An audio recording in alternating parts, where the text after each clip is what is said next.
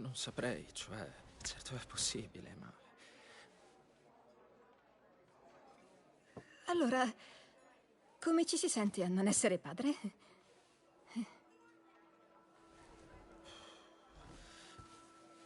No, sono seria. Onestamente, è stato un sollievo. Insomma, ho già troppe cose in ballo, no? Sì, è vero.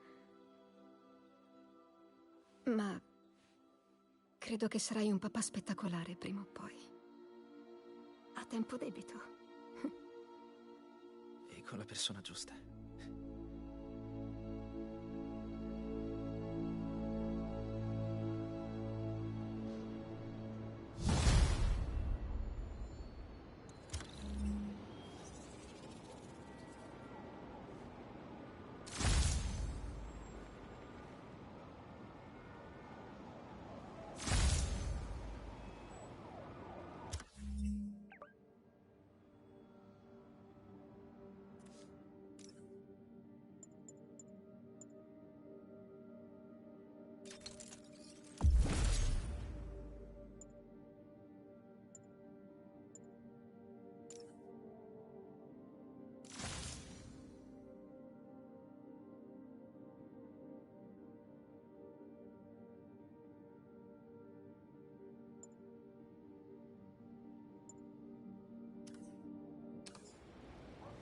Quando lo saprà mia madre?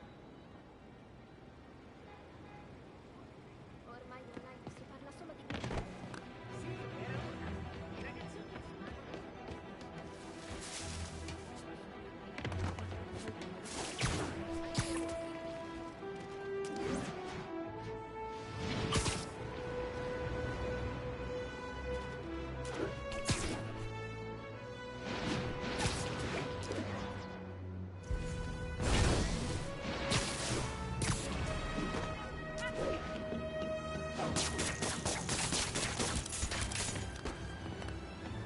suonerà banale, ma sei il mio eroe.